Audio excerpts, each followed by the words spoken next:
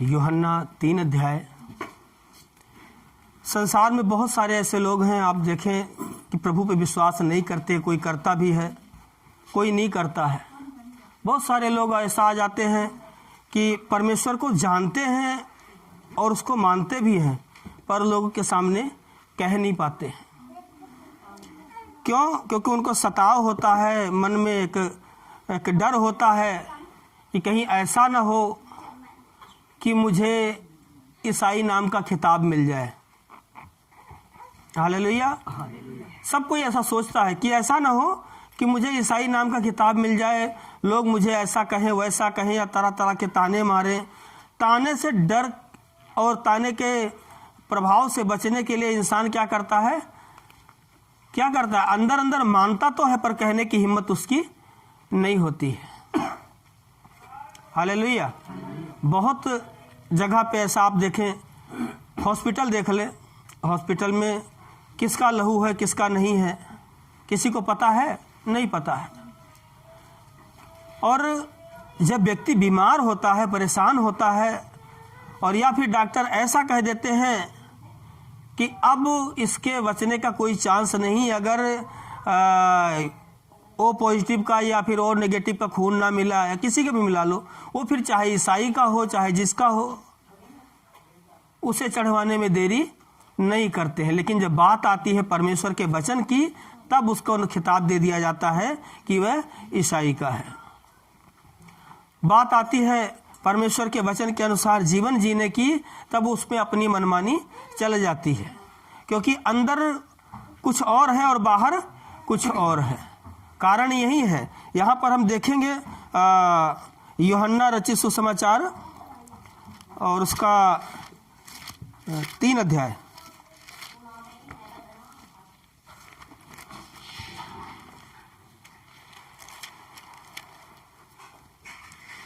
Hallelujah. यहाँ पे एक फरीसियों का सरदार है निकोदेमुस।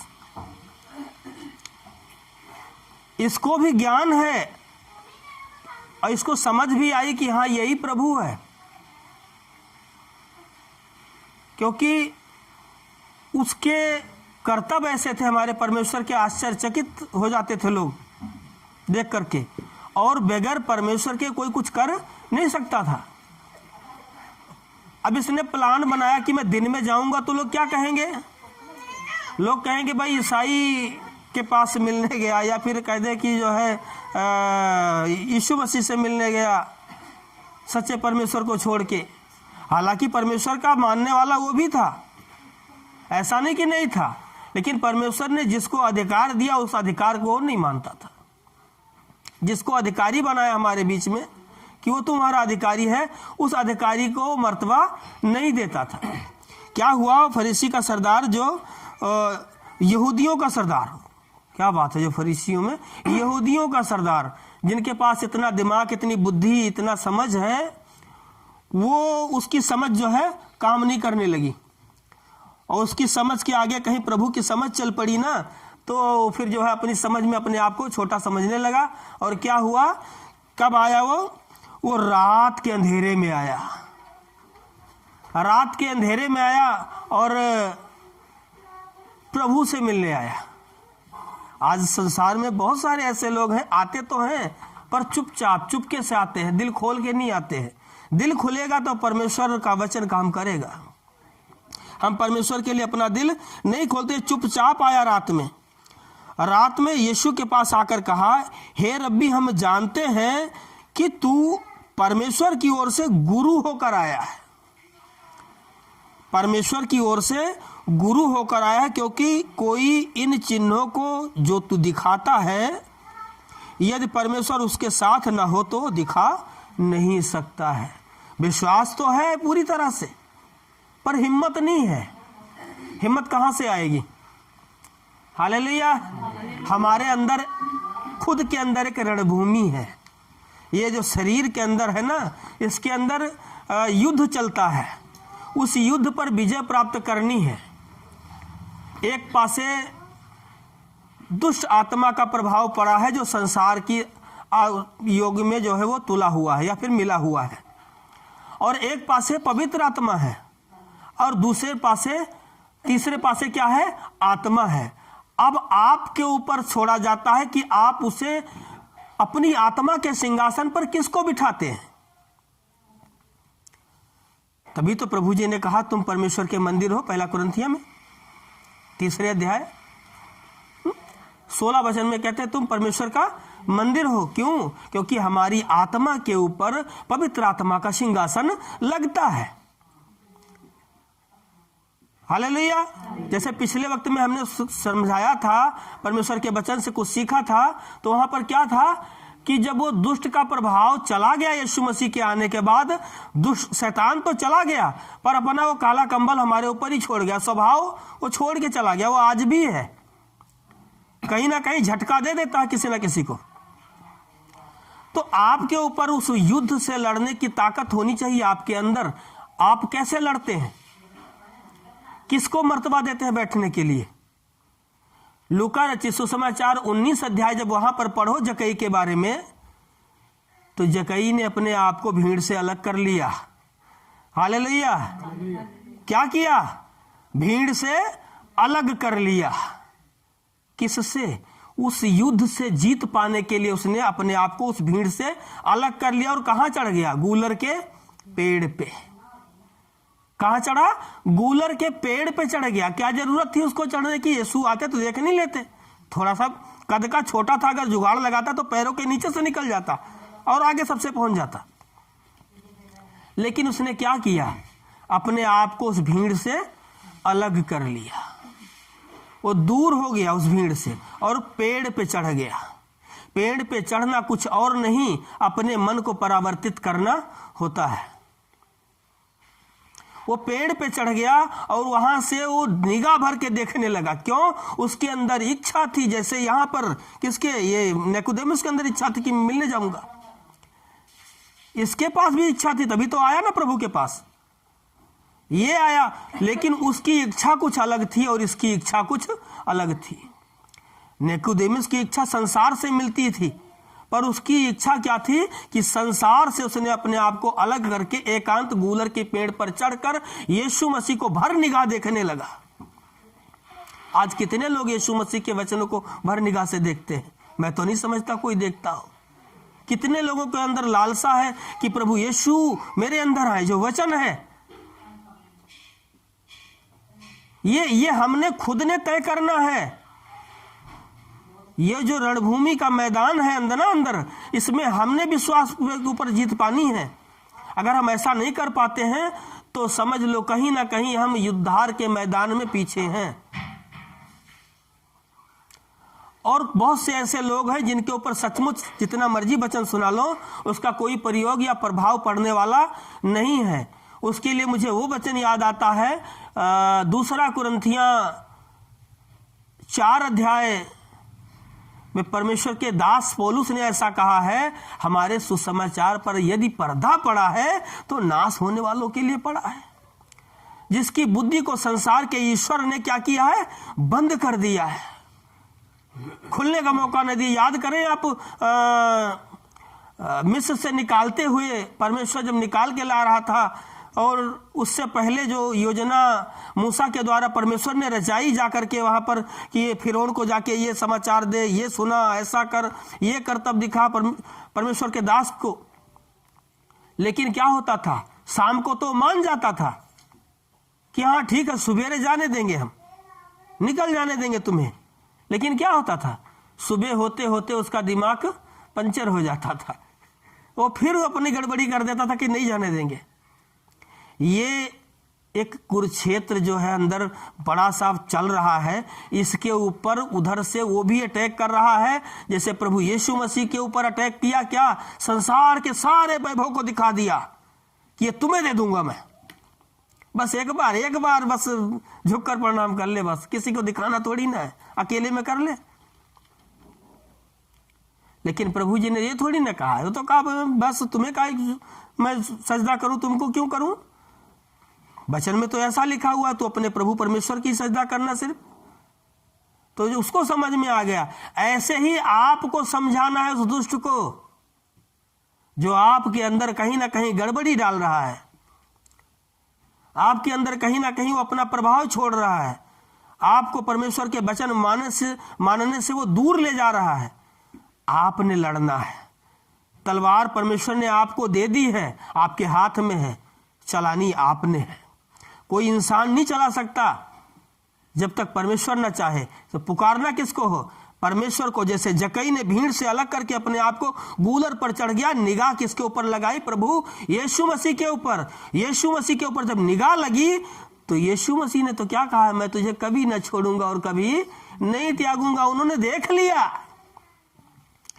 जितने लोग उनकी वाहवाही करते थे ना रास्ते में भीड़ लगा करके, उसके ऊपर प्रभु की निगाह नहीं गई, लेकिन किसके ऊपर गई? जिसने अपने आप को उस भीड़ से अलग कर लिया। संसार की भीड़ से अलग करके जब वो गूलर की पेड़ पर चढ़ा, यीशु की निगाह गई उसके ऊपर। यीशु ने कहा, जक्कई नीचे आ जा, आज मैं तेरे घर में चलूंगा। और जब वहां पर गया तो उसका मन परावर्तित हुआ। ये युद्ध के मैदान में जीत हासिल कर ली। किसने? जक्कई ने। उसने कहा, जिस किसी का मैंने कुछ धोखे से ले लिया उसको मैं लौटा दूंगा, दुगना दे दूंगा। और करके भी दिखाया। वहां पर कुछ यहूदी ऐसे लोग थे जो कहते थे, ये चुंगी लेने वाला और पैसा वापस कर दे, हो ही नहीं सकता। लेकिन क्या हुआ? उसने पैसे की पोटली निकाली और लुटा दी, ये लो सब वापस ले जाओ।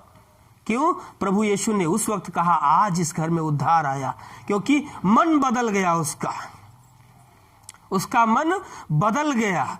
जरूरत यह नहीं है कि आप क्या हैं, जरूरत यह है कि आपके अंदर क्या है। हालेलुया। यहां पर देखिए, हम फिर से वापस आते हैं 3 अध्याय यूहन्ना के। यीशु जी ने देर नहीं लगाई। जक्कई के बात में अगर हम सोचें तो वहां पर यीशु जी ने वहां भी देर नहीं लगाई। क्या किया? झट से नीचे उतारा, हम तेरे घर चलते हैं। और यहां भी प्रभु यीशु मसीह ने देर नहीं लगाया, उत्तर दिया क्या? मैं तुमसे सच सच कहता हूं, यदि कोई नए सिरे से ना जन्मे तो परमेश्वर के राज्य को देख नहीं सकता। नए सिरे से हमें जन्म लेना, पिछली जिंदगी आपकी क्या थी कोई मायने नहीं रखता। आप क्या थे कोई मायने नहीं रखता। आप बड़े थे, छोटे थे, ऊंच थे, नीच थे, तुच्छ थे या फिर महान थे। परमेश्वर इसकी जो है वो नहीं करता है कि प्रभु यीशु जी कि आप कैसे भी थे, जैसे भी थे उसके पास टूटे हुए मन लेकर के आना। यहां पर देखते हैं कि प्रभु जी ने कहा, जब तक कोई नए सिरे से ना जन्म, मतलब मन का बदल न जाए, मन परिवर्तित न हो जाए, तब तक कोई प्रभु यीशु मसीह के वचन को समझ नहीं सकता, ना मान सकता, ना उसके पीछे चल सकता, ना उसका उद्धार हो सकता। कुछ नहीं हो सकता। वो सिर्फ ताली बजाने वाला ठहरेगा। हालेलुया। आप क्या समझते हैं कि शैतान जो है वहां बाहर उनके लोगों के बीच में घूम रहा है? नहीं, गलत है। यही बाहर बैठा हुआ है, इंतजार कर रहा है कब निकले, कब उनकी पीठ पे बैठूं, मैं फिर से चल दूं उनके घर। हालेलुया। यहां पर देखें, प्रभु जी ने क्लियर शब्दों में कह दिया, जब तक नए सिरे से ना जन्मे, जब तक इंसान का नया मन ना हो जाए, तब तक कोई परमेश्वर के राज्य को देख नहीं सकता। कुछ भी कोशिश कर लो, हम जितना मर्जी सोच लें, हम जितना मर्जी खुद जाके वचन सुना लें, कुछ और कर लें, किसी और को बता दें, या खुद उसको, जब तक खुद अपने मन के अंदर हम उस रण को नहीं जीत लेते हैं, मन का बदल नहीं जाता है जब तक हमारा, तब तक हम परमेश्वर के राज्य को देख नहीं सकते। नए सिरे से हमें जन्म लेना है, तभी हम देख पाएंगे। निकोदेमुस ने फिर वो संसार की बातों को ले आया। क्या लेकर आया कि निकोदेमुस ने उससे कहा, जब मनुष्य बूढ़ा हो गया तो कैसे जन्म ले सकता है? हालेलुया। मनुष्य बूढ़ा हो गया है तो कैसे जन्म ले सकता है? क्या वो अपनी माता के गर्भ में दूसरी बार प्रवेश करके जन्म ले सकता है?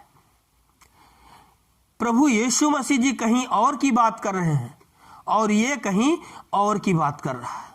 प्रभु यीशु मसीह अनंत जीवन देने की बात कर रहे हैं और आत्मिक बातों में उसके लिए बात कर रहे हैं, लेकिन ये अभी भी संसार में घूम रहा है, संसार में लेकर छेना छमटे बजा रहा है, इधर उधर की बात कर रहा है, लेकिन वो परमेश्वर के वचन के ऊपर अपनी पकड़ बना नहीं रहा है। कुछ आज भी आप गौर करेंगे तो आपके दाएं बाएं निकोदेमुस मिल जाएंगे। जब आप परमेश्वर का वचन सुनाएंगे उनको, तो परमेश्वर के वचन को ना मानकर वो संसार की बातों को ले आकर के उसके ऊपर बैठा देंगे। यहां पर यीशु मसीह जी बड़े क्लियर शब्दों में कह दिया, ऐसा जब तक नया मन तुम्हारा ना हो जाए, तुम्हारा मन ना बदल जाए, तब तक तुम परमेश्वर के राज को देख बिल्कुल नहीं सकते हो। और यहां पर ये जो है निकोदेमुस कह रहा है, क्या इंसान फिर से मां के गर्भ में जाएगा तो फिर दोबारा जन्म लेगा? इंसान बुजुर्ग हो गया तो क्या करेगा? संसार की बातों में घूम रहा है, संसार की कथा कहानियों में अभी भी उसका मन लगा हुआ है। हम ऐसा कह सकते हैं कि वो संसार की कथा कहानी को लेकर आकर के प्रभु के सामने रख रहा है, और प्रभु यीशु मसीह जी भी संसार की बातों में ही उनको समझा रहे हैं। अभी भी उसको समझ में नहीं आ रहा है, लेकिन मन किसका था? जक्कई का था, समझ में आने का। अभी आप सोचें, ये क्या था? यहूदियों का सरदार। जक्कई क्या था? क्या था? चुंगी लेने वाला। फर्क कर ले अपने आप को। जो अपने आप को बड़ा या धर्मी समझता है, उसको समझ में ये बात आने वाली नहीं है। लेकिन जो अपने आप को पापी समझता है और ये समझता है मैं किसी काबिल नहीं हूं, वो परमेश्वर के राज के काबिल बन सकता है। सब कोई नहीं बन सकता। जैसे प्रभु जी ने बताया ना कि दो व्यक्ति प्रार्थना करने गए, एक व्यक्ति कर रहा था मैं इसके जैसा पापी नहीं हूं, उंगली दिखा दिखा के कर रहा था, मैं इसके जैसा पापी नहीं हूं, उपवास भी करता हूं, चंदा दान दशमान भी जम के देता हूं, और प्रभु मैं तेरी सेवा करता हूं बस। और जो पापी था उसने क्या कहा? दिल खोल के कहा। लोग तो कहते ही है पापी ना, एक बार मैं खुद से कह लूंगा तो क्या बुराई है?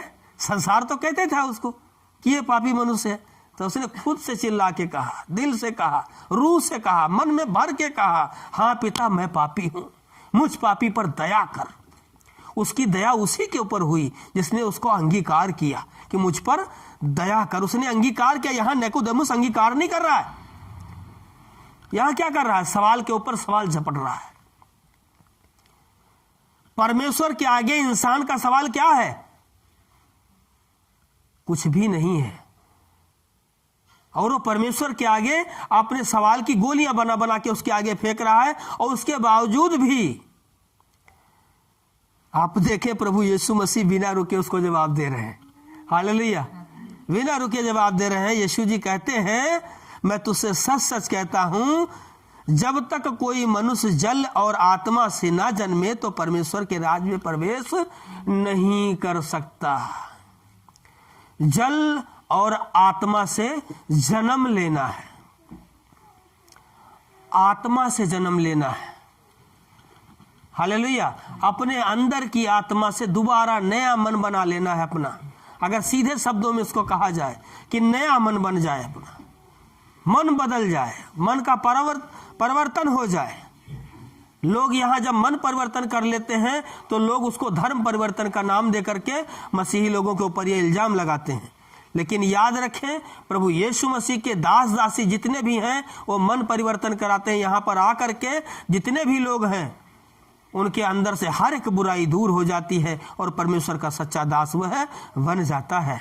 Hallelujah, hallelujah. यहाँ पर प्रभु जी ने क्लियर शब्द में कह दिया, जब तक मनुष्य जल और आत्मा से ना जन्म ले तब तक वह परमेश्वर के राज को देख नहीं सकता। क्योंकि जो शरीर से जन्मा है वह शरीर है, और जो आत्मा से जन्मा है वह आत्मा है। हालेलुया।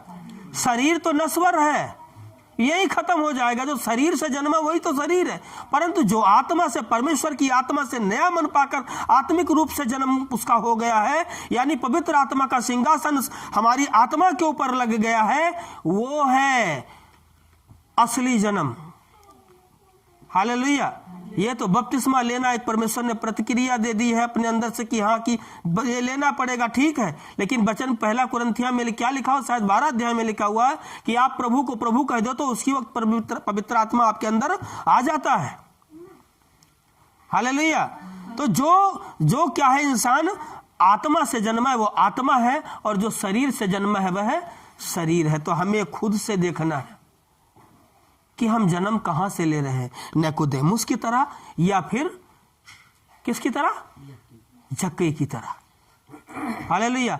हमने खुद से देखना है कि हम ये जो जन्म जो हम बात कर रहे हैं, हमारी निगाह देखने की, हमारी सोच देखने की कहां से है। जक्कई की सोच लेकर आए हैं हम प्रभु के पास कि निकोदेमुस की। खुद से सोचो, क्योंकि आपका विश्वास ही आपको जीत दिला सकता है, परमेश्वर के राज्य में उस काबिल बना सकता कि आपका विश्वास परमेश्वर के प्रति, उसका इंसान का लगाव कैसा है, विश्वास कैसा है। क्योंकि अंदर ही हमारे जब वो चलता है ना जुगाड़ लड़ाई झगड़े का, तो अंदर से ही बदलाव आता है। आप देखें, बहुत से लोगों का एक शब्द का प्रार्थना होता है, प्रभु प्रभु तेरा धन्यवाद हो, तेरा धन्यवाद हो, तेरा राज धरती के तेरा राज्य आए और तेरा सुसमाचार धरती के छोर तक ले जाए। मुंह से बोलने से होगा क्या? हालेलुया। होगा मुंह से बोलने से। हम प्रार्थना बड़ी लंबी चौड़ी करते हैं, जबरदस्त करते हैं, प्रभु तेरा सुसमाचार धरती के छोर तक फैल जाए। खेत में किसको उतारा है प्रभु ने? मजदूरी के लिए किसको बुलाया है? बस बक लेने से ऐसे हो जाएगा या बोल देने से ऐसे हो जाएगा।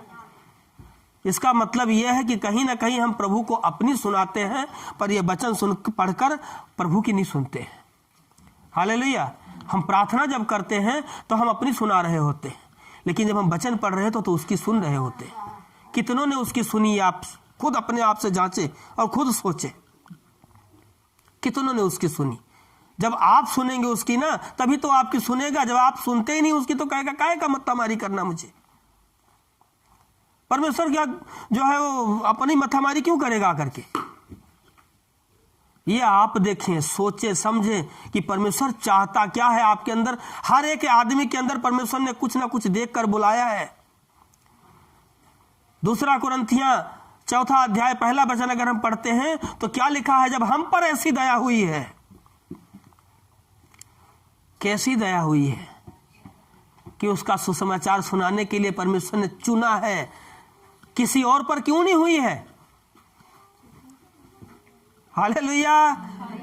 प्रतिक्रिया देते चले अपने उत्तर से। किसी और पे क्यों नहीं हुई है? आप पे क्यों हुई है? परमेश्वर ने आपके अंदर कुछ ऐसा देखा है, जैसे पौलुस के अंदर देखा था और बुलाया तो उसकी आंखों से छिलके गिर गए। वो छिलके आज भी गिरने चाहिए आपके और हमारे।